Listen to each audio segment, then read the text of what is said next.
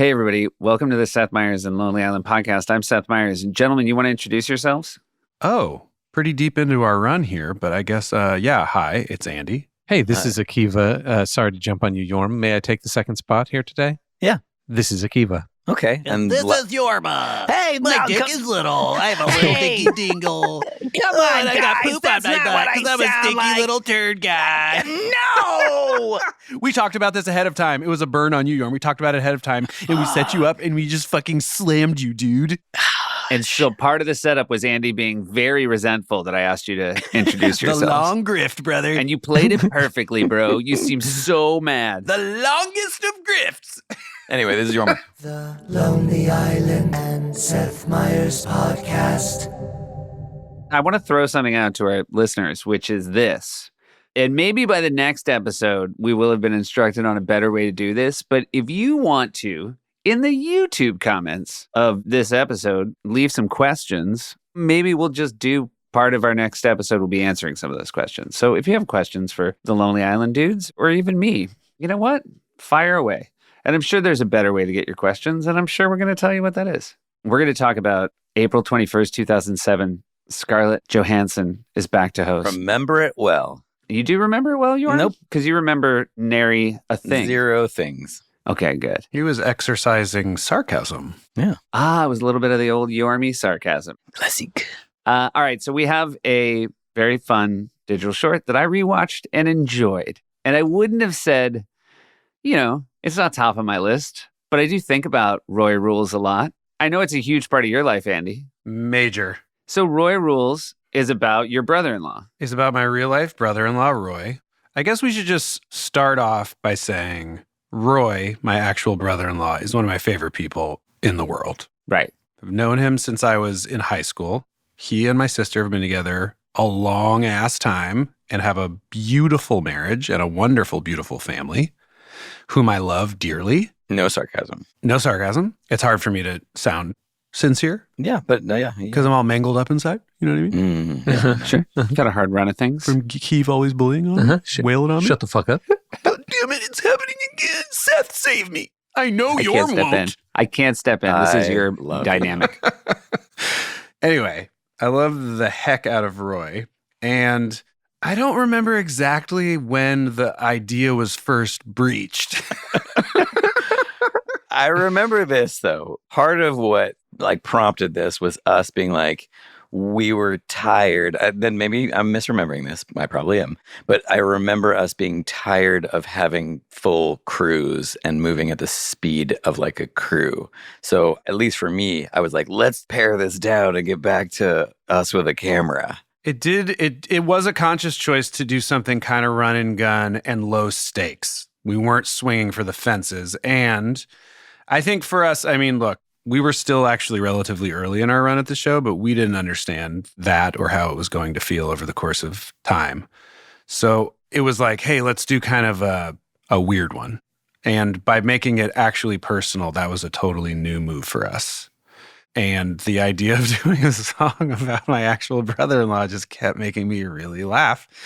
And imagining what it would be like if we could actually get it on the air and he would hear that it had happened and then eventually see it made me really laugh.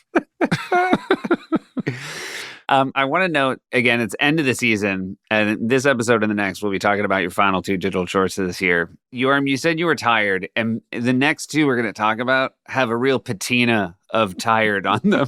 Yeah. And kind of, I think, a pretty lazy Yorm vibe, too. Yeah, we're limping to the finish line for sure. Yeah, for sure. And when Andy was suggesting this, I don't recall, Kiev, your input on doing this or not, but I can't imagine that you were like, this is great. I don't think he was even there. I think this is another week. I don't think I got off completely like you don't have to show up to work, but I think I must have been pretty heavy into Hot Rod. Yes. It's April. Okay. It was coming out in August. Yeah, it was me and you, Yorm, and Matt Murray. Yeah. Yeah, because I remember us, you kept pitching this idea of your brother-in-law, a song that got kind of sexual about your brother-in-law. And maybe yes, that's great. That's great. Let's do that. I mean, should we jump in? I did rewatch it. Yeah, so did I. Okay, I do want to say something real quick, Okay. and I'm going to go back. Okay. And I'm only doing this, Andy, because as we've established, hopefully on this podcast, Andy is dominant in the spelling bee, the New York Times word game, right? You're the king. In our relationship, yeah. Yeah. But I do think it's broached the subject, not breached the subject. Oh. Sorry, I was thinking of the way that I like birth ideas. I see. So was it breaching in that you like sort of broke through the And it the breached birth because wall? it was not ideal. It was not a normal birth, you were saying? Do you think I'm gonna back down off this? Being dead wrong? Seth, I actually have to confess something to you. What's that? It's about today. What is it? I used a hint Ooh. You used a hint for spelling bee? How to get Queen Bee. You got it clean, and I just sort of texted you like, I got it too, but I didn't say I used one hint. I want to go back to the fact that I believe you should say you broached the subject of Roy Rules, but considering this is a digital short that was maybe coming out legs first. Yeah. Oh. It was a Yes, complicated birth. And by the way, it was because it didn't air immediately and it took some time to reach the air. Yeah. All right. So again, we've established Roy Rules is a digital short about Andy's love for his actual brother-in-law, Roy. That's what I remembered from it. And I will say I watched it. I was surprised many times and I laughed very hard. I would say that in the grand scheme of this, it was better in rewatch than I had expected. It's better in rewatch and worse looking than I remember. Yeah. It looked atrocious. I laughed a few times. There were a few things I'd forgotten about. My favorite joke in it by far was he loves wearing T-shirts and he's wearing a button-up shirt. Yeah. Well, can we talk about who played Roy? Right. Let's begin with the fact that your actual brother-in-law, Roy, part of the joy of this for you was that he would find out once it aired, which means he could not play himself in this digital short. So you had to cast Roy. That's right. The incomparable Brian Tucker. Mhm. He's a writer at SNL. One of the great SNL Exactly. writers. Keith, why don't you talk a little bit about Tucker? Tucker joined the show with us same year, and he had come from, I think, Chappelle Show at that point and some other shows like that, right? Mm-hmm. Yep. I think Neil Brennan recommended him. I believe he pitched the idea of the racial draft, the great Chappelle sketch. Yeah. Yes. And I feel like when we started, the writers, it was just Jost, us, and him were kind of the ones that started at the same time. So there was always a kinship there. We also put him in Threw It on the Ground. Sorry, I don't know the name of our song, which we'll talk about later, but he's the hot dog vendor. And he just has a great look and he's good at acting. He really captures Roy, I think. He also just has such a good straight man stare of just being put upon. He plays amazingly well. So he was our first choice, obviously. I think about something Tucker did once to you, Yorm, because I really had a great appreciation for it. And it was based on your shared love of hip hop. Yes. What is the name of the Public Enemy song that is, I got a letter from the government the other day? Oh, that's right. I took it and read Oh it. my God. Tucker did so many good ones of those. So there's a Public Enemy song. I got a letter from the government the other day. I took it and read it. It said they were suckers. Yeah. And he just put a letter under your door, Yorm, that said it was from the government. And you open it up and it just said, we're suckers. Yes. That's all that's said on that. That's right. Yeah. And then I loved the joke so much that I made like 12 copies of it or something. And then sent it to my friend in DC so that it could have, if people checked where it came from, that it would have a DC. and then sent it to all of our friends. Like we have a WhatsApp chain of all of our buddies from high school and sent it to all of those guys and then never told anyone. By the way, the name of the song is Black Steel and the Hour of Chaos. Of course. It's a really good way to start a song. Definitely not a great title that is not easy to remember based on the lyrics. Could have just called it Letter from the Government, but yeah. Different times. More memorable. The other thing he did, I don't remember the specifics of it, but we talked a lot about how so many of the Dre comeback album songs were about how people forgot about him and everyone was dissing him. And we were like, I haven't heard any of that. I hadn't heard anyone saying they forgot. It hasn't actually really been that long. And he did some bit about it. Do you guys remember what I'm talking about? No, I can't, but that's really good. Yeah. It was like Dre sent out a memo from his desk, his official office. It was like, reminder, don't forget about me or something.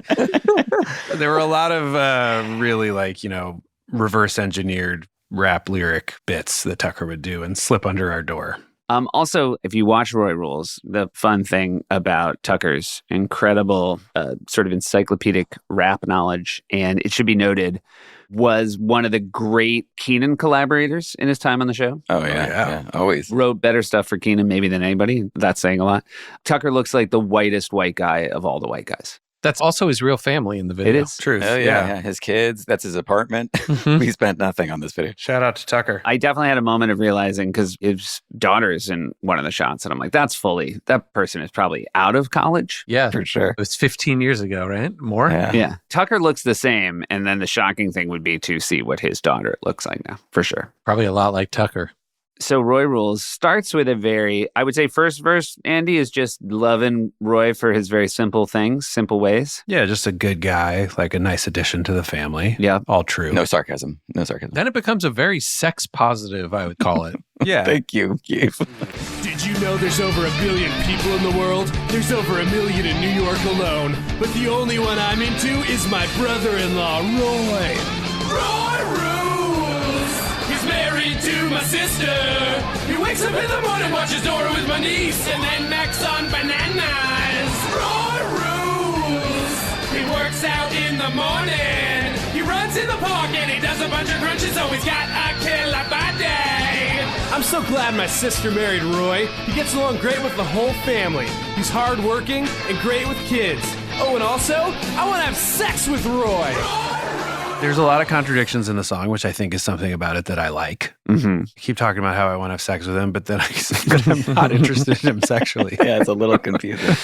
There's a real classic turn where, I mean, pretty much, I think it's almost just like a 2-verse song. First verse is like, this dude's an awesome brother-in-law. And the next verse is, I want to bone him. Yeah. Well, there's a bridge, too. I mean, it has a There's really bridge, good structure. What is your fantasy that he's a pirate? In my dreams, he's dressed like a pirate and my dong is his peg leg. Yeah. That's a good line. It's a very specific fantasy. I wish we were counting how many of your sketches and shorts had the word dong in them. Let's count. You know what? Sound off in the comments. Sound off, guys. Because I don't know. You know, a helpful sound effect to have, Yorm, would be like a big old bell dong sound. I'll work on it. We could just play when it comes up. Okay, I'll work on that. But, you know, there's also very fun, subtle performance by Tucker when the song takes this shift. And, you know, it should be noted, as Roy is being celebrated over the course of this song, Tucker is just going about his business. He's not that excited about it. But he does kind of give you a little bit of side eye when he finds out you want to do a bunch of 69 stuff with him. Take off our pants and rail on each other, burn his marriage license in a waste bin. Don't get me wrong, I'm not interested in Roy sexually. He's my sister's husband. Still, though, if me and Roy did hook up, it would be a 24/7 69. It was very fun to shoot. It was very run and gun. I have an anecdote about it, a Lorne-ecdote. Mm-hmm. Oh, great. Oh, good. So we shot this and edited it, and it didn't air the first time we tried it. And then I remember being like, what? How dare they? This is our art. This is quality. And then it was unclear if this is really the reason, or it was just like we first tried to put it on a strong show where they didn't need a piece of tape because they had better stuff. Or if later I was told, hey, because the original line was, I've got this theory he was put on earth by God to give men succulent hand jobs. Yeah, we did that Yep. version. We made that version. That was written and recorded and filmed. And then we got told by someone, that's the reason it didn't air. You can't say succulent hand jobs. So we Fixed it.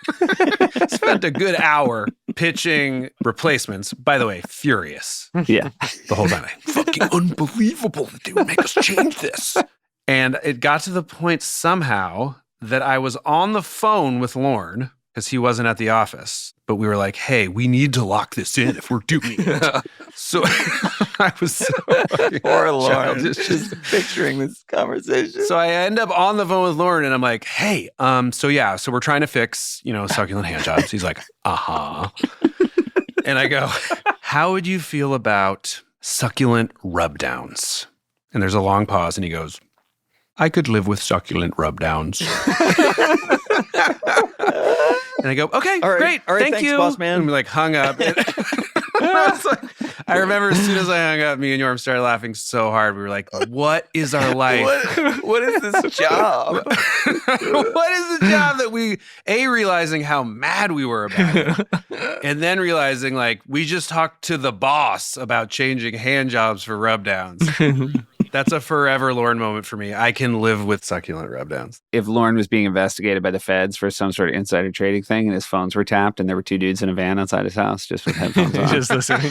We got They're like, we don't have anything on the banking stuff. We did hear him say he could live with rub downs.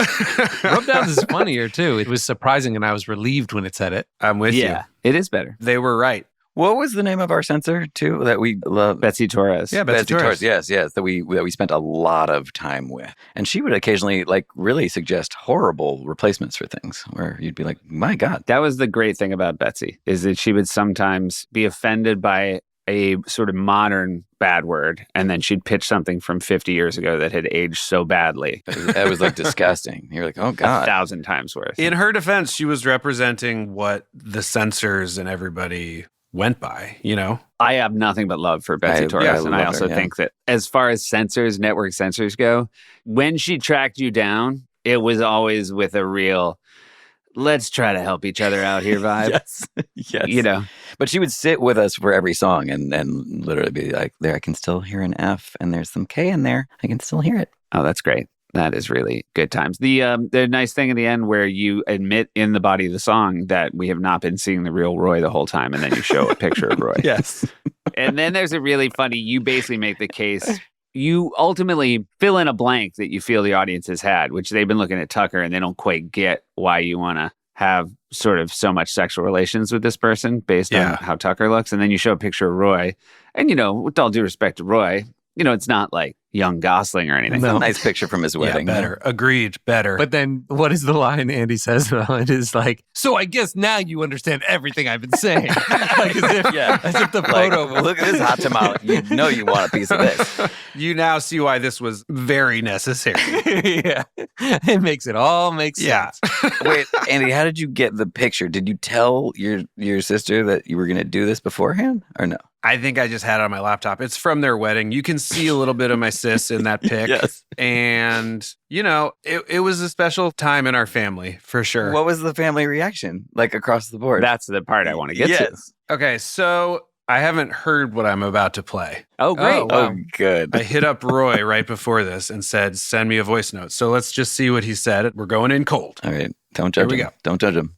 We went to the show before it aired, and I think it was supposed to air that week, but it got pulled. I think that's what Andy told me. So people seen the short. And then when we were hanging with Andy backstage, the different cast members were really interested in meeting me. But then, you know, it was one after another. So I thought this was a prank or kind of a joke Andy was pulling on me, like, pretend you're interested in my brother or brother-in-law, Roy, whatever. And so I didn't want to fall for the joke. And each cast member kept kind of reacting that way. And then I remember when I met Seth, he was really excited or seemed to be excited to meet me. He's like, you're Roy, the real Roy? You're Roy's, Andy's brother-in-law, Roy? And I was like, yeah. And I was starting to get annoyed. I was like, I'm not falling for this joke. But then I also remember Bill Hader and Brian Tucker sitting with me and asking me questions about my life and really interested in my life and laughing at, the wrong moments. They would laugh when I told them I had 3 kids and what I did for a living. And I found that awkward and weird. And then when it aired, I remember my friend Chris calling me from New York because I live in California and saying, did you see SNL? And whatever. And I was like, what? And then I guess he realized and just hung up. But then it aired, and I was like, oh, man, these characters. Because Andy's been me and Andy have been doing pranks on each other for a bit. And so I guess this was the ultimate prank. But I remember after it aired, Kiva, Yorm, and Andy called and checked in. And then people started calling me like crazy, my friends mainly. And I was worried that I needed to change my phone number or my email because I didn't want to be harassed for the rest of my life. But that wasn't the case. So it's all good. Oh, well, hopefully this will start that up again. Wow. The harassment. I like that based on the timeline, he could have actually thought that maybe like Tucker and Hader went to you after that after party and were like, you got to write about a song about this dude. we just gleaned so much dirt. And he does rule. He do rule. Oh, my God. You can kind of tell he rules from that voice note. Oh, my God. He's the best. So it had played at Dress the week before and the week he came. It probably had just played at Dress and then he came to the live show. Yeah. That's right. So it was very fresh for everybody. Yeah, and then it got cut. I love that he specifically remembered you, Seth, being like, "You're the Roy." Which is such a funny way to meet somebody for the first time if they have no context for why. You're like, how much does Andy talk about me? I like too that he would like call up to get his phone number changed, and they're like, "Why do you want to change it?" And he explains, and they're like, "I don't think you're going to need to Yeah, change. you'll be good. You'll be good. I think you'll be all right. Like, this is one of their lesser works. I think there'll be a short burst, and then it's going to go away forever." How often do you think that that's happened on the show that someone specific has been just a joke for one person in the audience? Hey. You let the whole audience in the last, here, let me just read this comment off the YouTube channel. Oh, yeah, please do. Oh, Akiva. thanks. Good work. Good work. Yeah, it's from 7 days ago, which is impressive for a short with not a lot of views. It has legs. It has legs. So it says, the final 10 seconds is what makes this possibly the funniest thing I've ever seen on SNL. That's from D. Nowitzki. Dirk Nowitzki, it's Dirk Dallas Nowitzki. Mavericks, great. Yeah. But I agree. I mean, I do kind of, agree that last 10 seconds kind of excuses the entire navel gazing of it. Yes. There's also the moment where you just sort of are playing a little mini piano is also very funny. Yeah. I mean, it looks terrible. It looks terrible. That's part of what lets me know it's true, though, as well. I go, oh, this is real. Yes. Very true. There's only one shot with lighting, which is when you come off of the piano and then look down. There was the only shot that we were like, this is a little dark. So we shot like a basic lamp that was in the writer's room up at your face. Psychotic. Only shot with lighting. There's also a moment, the T-shirt moment, Andy, is, of course, the backdrop. If you work at SNL, you immediately recognize as the world map that is on Steve Higgins' wall. Higgins' Yeah. wall, yeah. Steve Higgins, he will continue to come up. I believe his office is what I always believed I wanted an office to be. It just seemed like a very cultured man. Mm-hmm. with Espresso his, machine. world map wallpaper and a cappuccino machine. And you would go into his office, oftentimes maybe feeling a little down, and he would offer you an espresso Sparkling water as well. or a sparkling water. And you would sit in a very, very, very comfortable chair with a view of New York City. And I love that office a lot. Yeah. And then he would point at the map and go, "Where's this?" And you go, "I don't know." So earlier I mentioned that Matt Murray helped us Yeah. on Roy Rules. And he sent me a voice note. Okay, great. Hey guys, Matt Murray here. You're talking about Roy Rules, something I just watched and have zero memory of being involved with. Right. But Andy says I might have been. It's possible.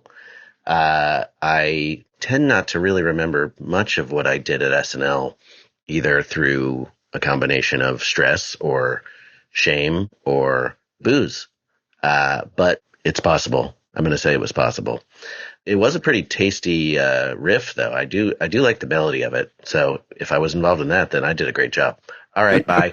So that was for sure worth doing. I feel like I do think it's worth doing. No, I feel like though it was me with the camera shooting you, Andy, and I thought that Matt was with us. Maybe had like Rachel Lynn was with us, or like maybe one other person. But like, I just want to say this. I feel like I've got in my dreams, he's dressed like a pirate and my dong is his peg leg was a Matt Murray thing. that sounds about right. Yes. The Panther. I also want to say I never tire of having my time on the show validated when I hear a cool customer like Matt Murray say that he was stressed. Even alluding to the fact that he might not remember things due to stress. Mm-hmm.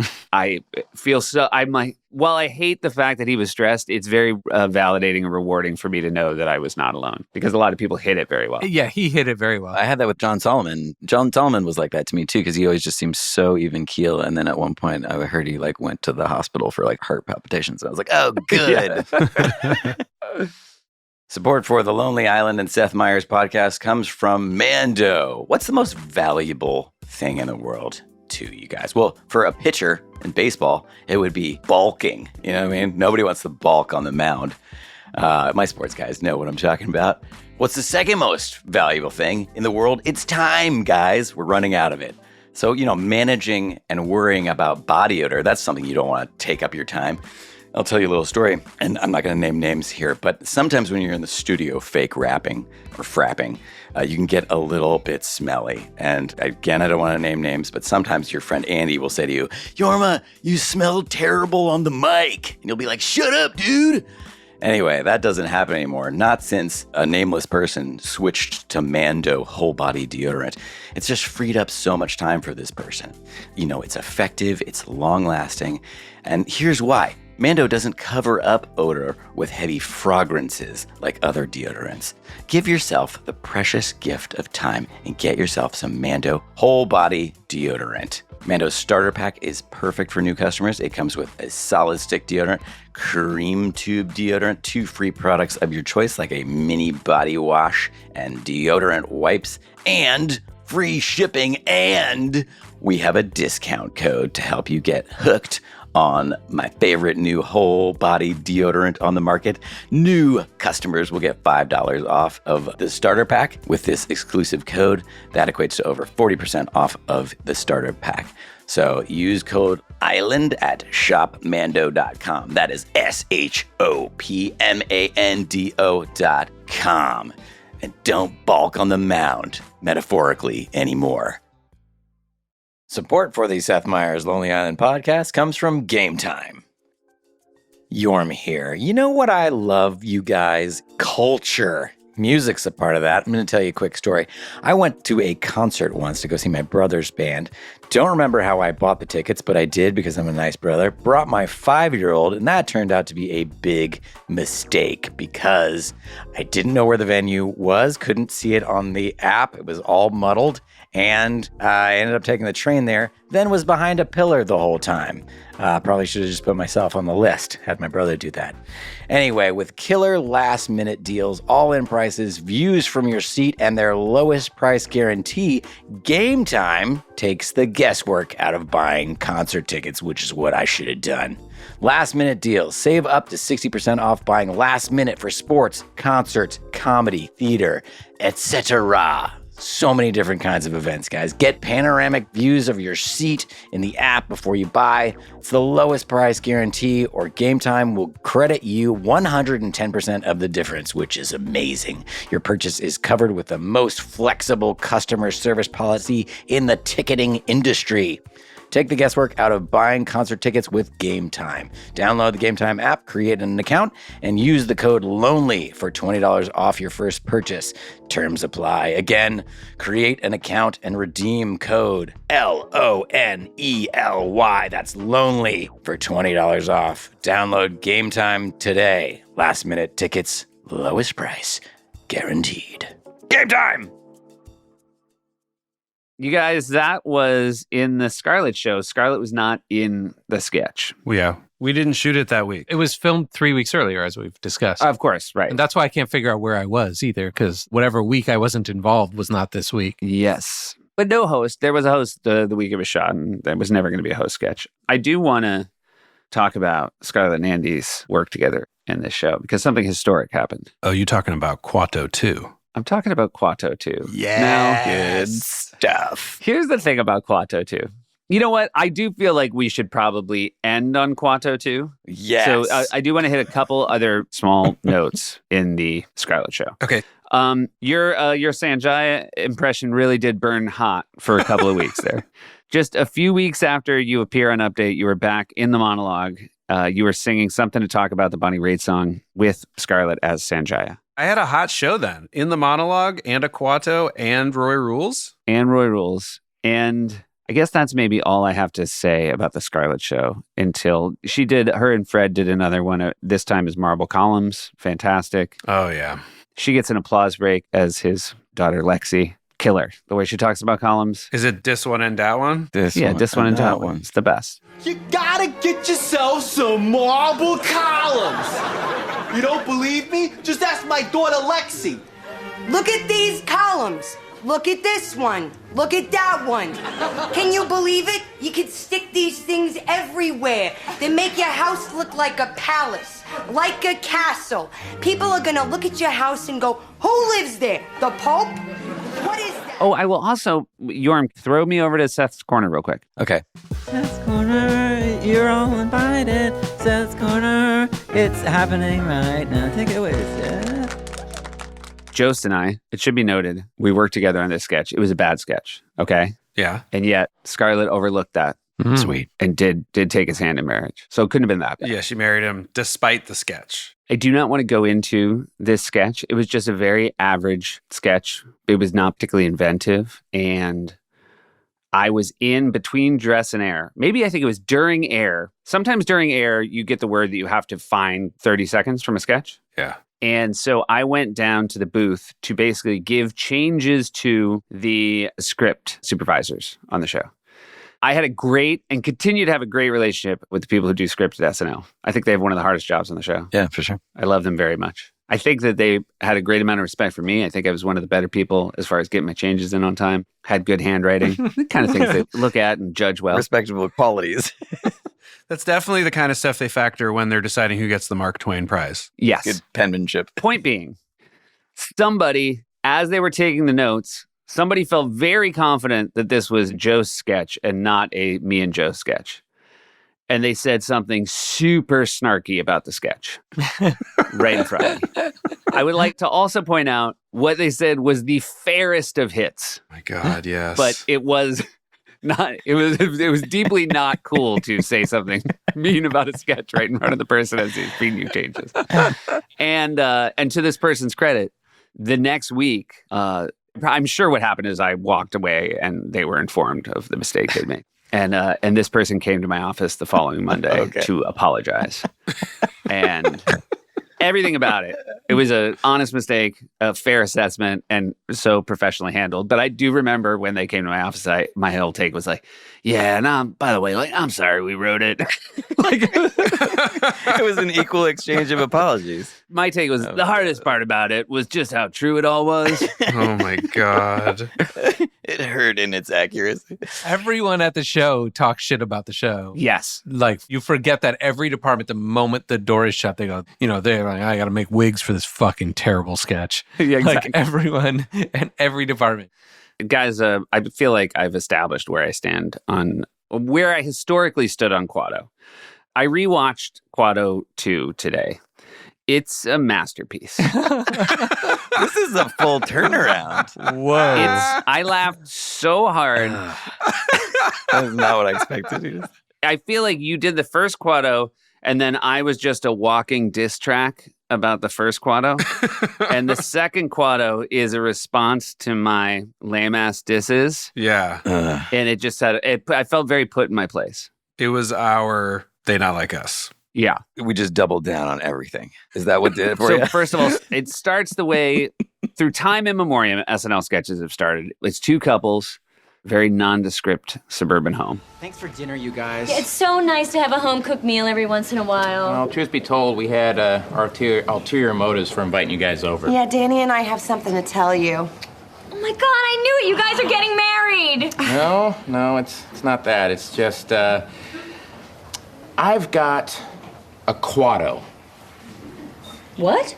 A Kuato. A little alien man that lives inside your stomach. Oh, like in the Schwarzenegger film, Total Recall. Exactly. Anyways, in that movie, Kuato is the leader of the mutant resistance on Mars. And now he lives in my stomach. By the way, the audience, nothing. Why? Yeah, okay. That's no weird. recognition applause. No recognition on Kuato, no recognition on the movie. Yeah, that's a good way to start. Again, I mean, the thing that's really impressive is we're moving. Like, things are off and running. We have not spent a lot of time in this home, and we're deep into the Kuato story. No chuffa, no shoe leather. We're just getting right in. The only shoe leather, I would say, Andy, is Maya does a cross to fill up her bottle of wine, fill up her glass of wine. Right, because we've got to make the swap.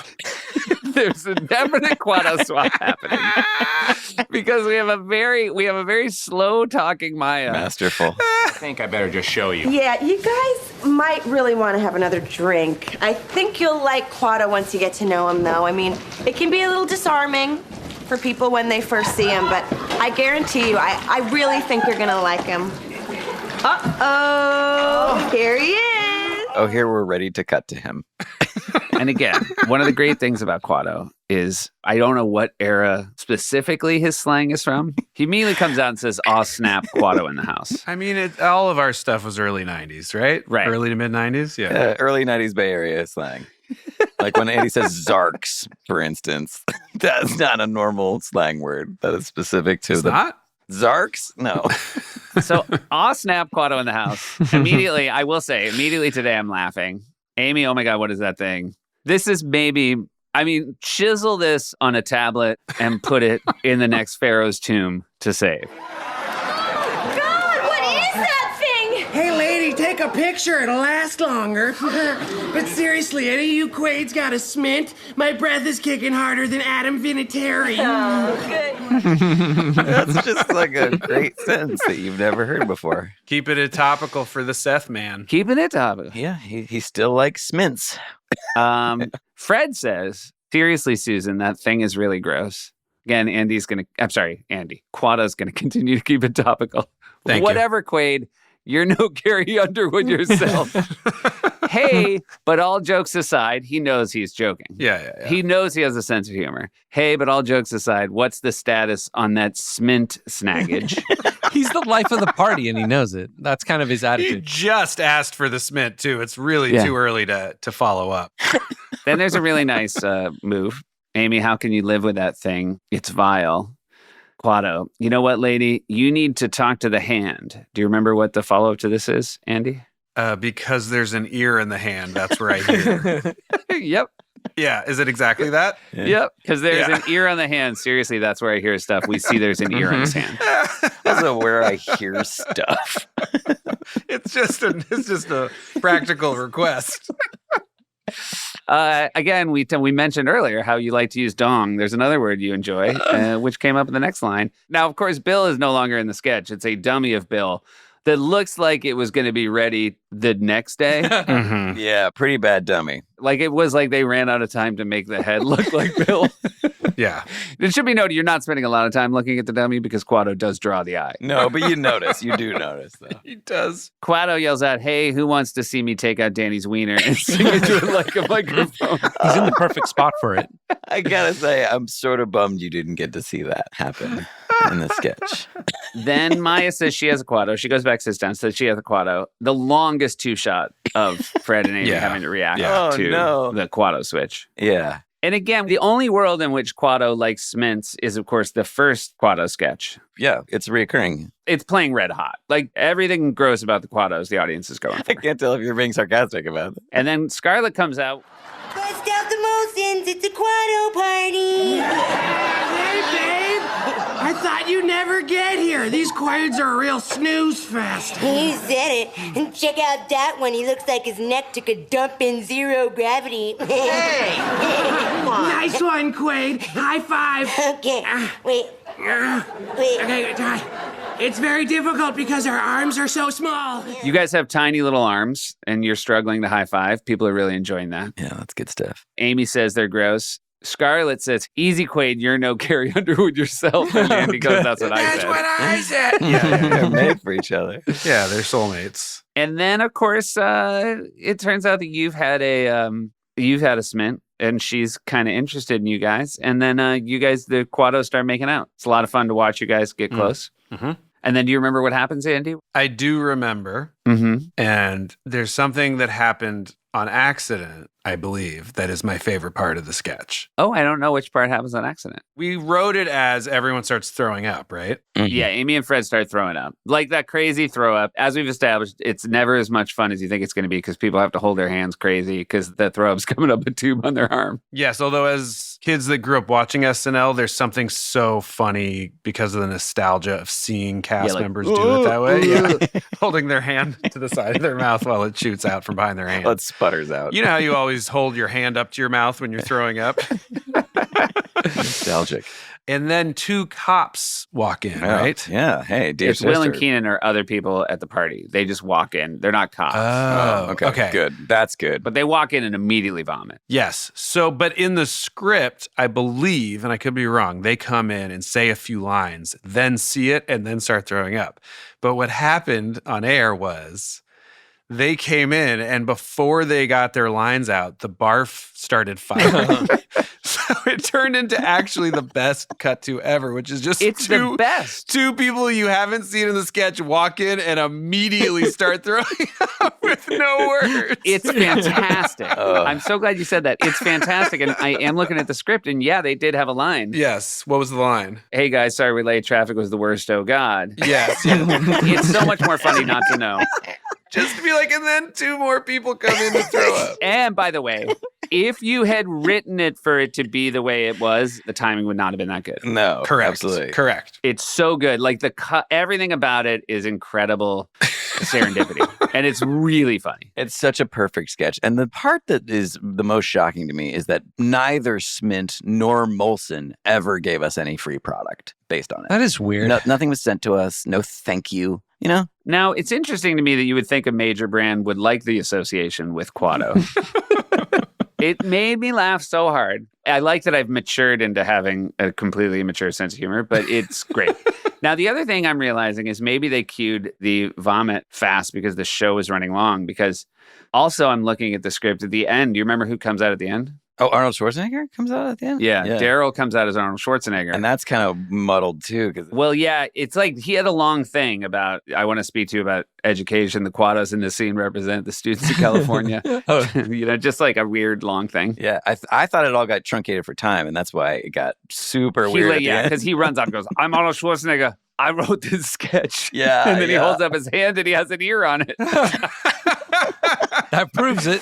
Which all adds to how delightful the whole thing is. Perfect. Yes, it's more how we would honestly end a pre-tape, which is like it gets crazy and then you're out. But it's so hard to control that live that it has to happen almost on accident. So many weird last ideas that happen that are just a pile on of insanity. But also just to like put 2 people in a bar frig and get Daryl totally dressed as Arnold Schwarzenegger and put a fake ear on his hand for like 5 seconds of screen time.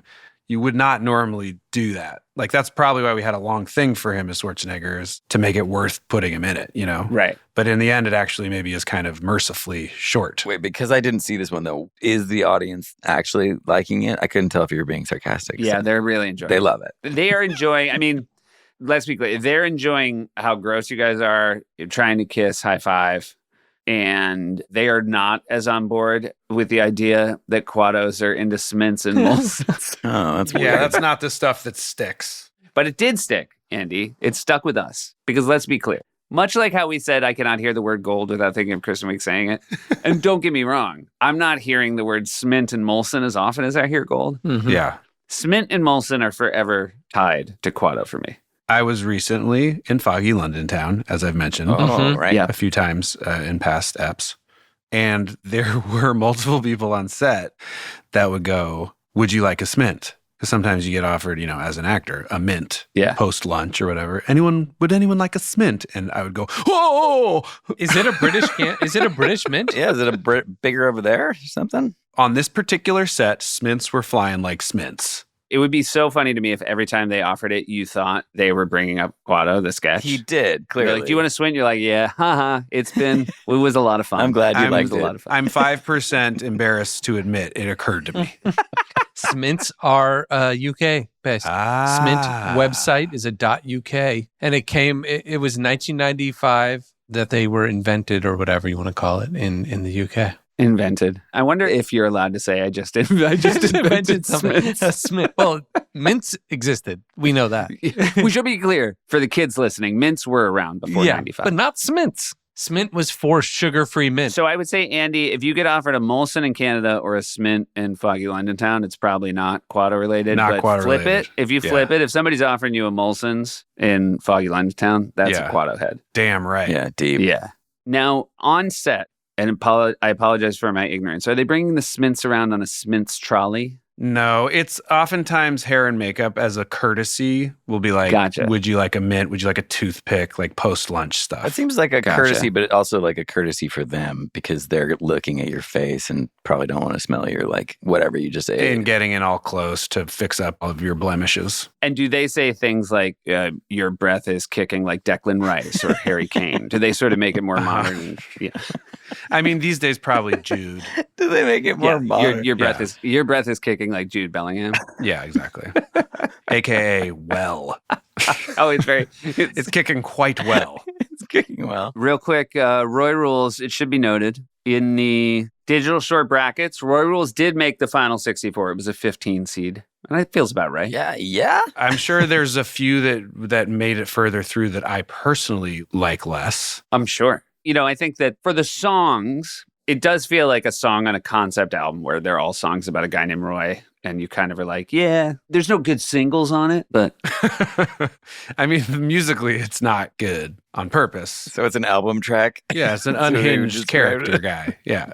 So, guys, I know Andy's a little biased here. Criterion Collection, Roy Rules. Does it make it? Oh. Can I start? Yeah. Yeah. Go. Just to let everyone off the hook? Yeah, please. I think no. Okay. I think it's a delightful confection, and I think it represents a type of giddy, like, dumbness that we love. And I feel proud of Roy Rules. And I think it was cool that we did something that was personal in a weird way like that. But I think if you're holding it up against the cream of the crop, I wouldn't put it in there. Yeah, it feels too lazy to me to put in. But can I ask you another question about this Criterion Collection? How many spots do we get to put in this Criterion Collection? I kind of don't want to give this hard, fast rule. Okay. Then no. Then still no. It either feels that way or it doesn't. Now, Andy, I have a follow-up question. Would it be Criterion Collection if the only two shorts we ever made was this one and the one we're going to talk about next week that's in the Zach Braff show? Oh, yeah. Yeah. It's way better than that. All of a sudden, it's Citizen Kane, right?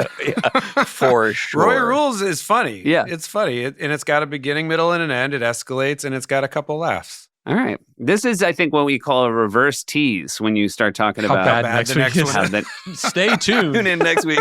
Stick around. We come back. A shitty guest. You got to be a real fan for next week. I'm very much looking forward to talking about it. And that is going to be our next one. So This season is the one we keep, talking about how we were so tired from Hot Rod right off the bat and how we had a real run of stinkers at the beginning until Dick in a Box. But the last three, which was United Way, Dear Sister, Roy Rules, I think that's actually we're on a little bit of a run. yeah, you're right. That's a really nice run of things. Roy Rules didn't have legs or wasn't, didn't make the impression those other two did. But by the way, United Way and Dear Sister are both Criterion. Right. Yeah. For our discussions. Yeah. Absolutely. And I think that says a successful season to have two of those. I think us in 10th grade, if we had seen a Roy Rules on there, we would have liked it more than a lot of other things. A lot of the big ones. We would have been like, that's agreed. I'm on a boat's fine, but Roy Rules is our shit because you could tell there was something special happening there. Yeah. That'd be my guess. Maybe still now I would feel that way. That's what I mean. There's something there for a certain type of weirdo. Just to loop back to when you said I have a Lorne anecdote. I would love if the Lorne anecdote is that he called you after it aired and was like, I'd love to meet Roy. Bring him by. I cried watching it. It was so sweet. I mean, can you imagine if somebody came in and saw the two of us together? They'd be like, oh my God, they both rule. All right. I'm going to ask one more time for questions. You can leave them in the YouTube comments. You can also, we have an email address. It's thelonelyislandpod@gmail.com. Whoa. All right, guys. I love you all very much. I'm very excited about next week. The host was Zach Braff. The show was very good. The short, Middling. we will leave it there. Cliffhanger. You got to be a real fan for next week, guys. Only real fans next week. Wait. Love you too. Yeah, Love you, buddy.